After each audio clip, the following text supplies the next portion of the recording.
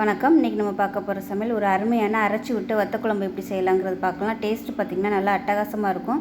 So ஒரு தடவை இது மாதிரி செஞ்சு பாருங்கள், சூப்பராக இருக்கும் லஞ்சுக்கு. வாங்க இந்த வத்த குழம்பு எப்படி செய்யலாங்கிறத பார்க்கலாம். அதில் ஒரு டேபிள் ஸ்பூன் அளவுக்கு துவரம்பருப்பு சேர்த்துட்டு நல்லா வறுத்து விட்டுக்கலாம். மீடியமான ஃப்ளேமில் வறுத்துக்கலாம். கருகு விட்டிங்கன்னா டேஸ்ட்டு மாறி இருக்கும். அதனால் மீடியமான ஃப்ளேமில் வறுத்துக்கலாம். துவரம்பருப்பு லேசாக வறுபட ஆரம்பிக்கும் போது 2 டேபிள் ஸ்பூன் வர கொத்தமல்லி, அதாவது தனியா விதை சேர்த்துக்கலாம். இதையும் சேர்த்து வறுத்துக்கலாம். வெந்தயம் 1/4 டேபிள் ஸ்பூன், கடுகு 1/4 டேபிள் ஸ்பூன், சோம்பு 1/2 டேபிள் ஸ்பூன், சீரகம் 1/2 டேபிள் ஸ்பூன், ஒரு கொத்து கருவேப்பிலை சேர்த்துக்கலாம். இது எல்லாத்தையுமே நல்லா வறுத்து விட்டுக்கலாம்.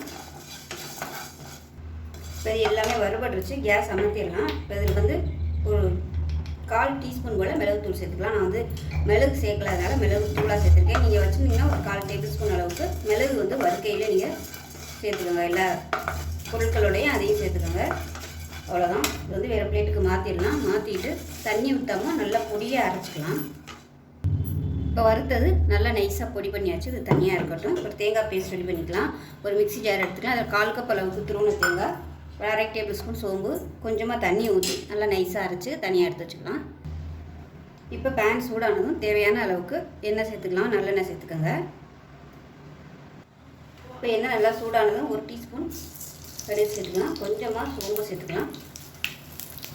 இது கூடவே நல்லா ஒரு 20 சின்ன வெங்காயம் கட் பண்ணி வச்சுருக்கேன். நான் வந்து முழுசாக தான் போட்டிருக்கேன். அதாவது 2ஆக கட் பண்ணியிருக்கேன். அது ரொம்ப பெருசாக இருந்ததுனால 2ஆக கட் பண்ணியிருக்கேன். சின்னதாக இருந்துச்சுன்னா நீங்கள் அப்படியே முழுசாகவே சேர்த்துக்கோங்க. அதான் நல்லாயிருக்கும். அதே மாதிரி நல்லா ஒரு 10 பல் பூண்டு சேர்த்துக்கலாம். இது எல்லாத்தையும் நல்லா வதக்கிக்கலாம். இது கூடவே நல்லா ஒரு கைப்பிடி அளவுக்கு சுண்டவத்தல் சேர்த்துக்கலாம்.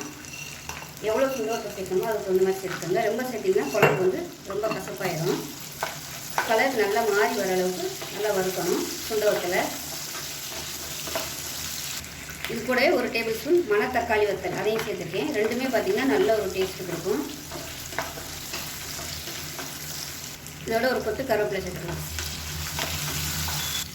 இப்போ பாருங்கள், வெங்காயம், பூண்டு, வத்தல் எல்லாமே நல்லா மொறுன்னு வதங்கிடுச்சு பாருங்கள். இந்த அளவுக்கு வத்தல் வந்து நல்லா வறுபடணும், இல்லைன்னா உங்களுக்கு கசப்பு வரும்.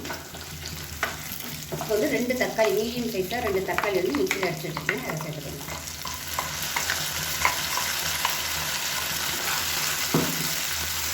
இப்போ இதோடவே இப்போ இந்த தக்காளியோடவே நம்ம வறுத்து வச்சுக்கிற பொடியும் சேர்க்கலாம். எல்லாத்தையுமே சேர்த்துக்கலாம்.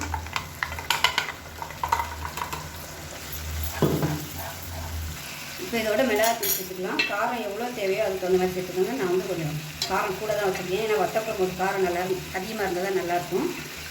ஒரு 2 டேபிள் ஸ்பூன் காரம் சேர்த்துக்கேன்.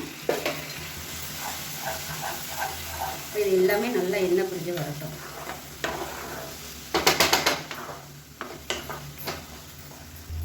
இப்போ நல்லா வதங்கிருச்சு. இப்போ தேவையான அளவுக்கு தண்ணி சேர்த்துக்கலாம். தண்ணி வந்து சூடு பண்ணிவிட்டு சேர்த்துக்கோங்க. இப்போ கலந்து விட்டுக்கலாம். இப்போ தேவையான அளவுக்கு புளி தண்ணி சேர்த்துக்கலாம். புளிப்பு டேஸ்ட் பார்த்துக்கிட்டு செக் பண்ணிவிட்டு பத்தலைலாம் சேர்த்துக்கோங்க. உப்பு தேவையான அளவுக்கு சேர்த்துக்கலாம்.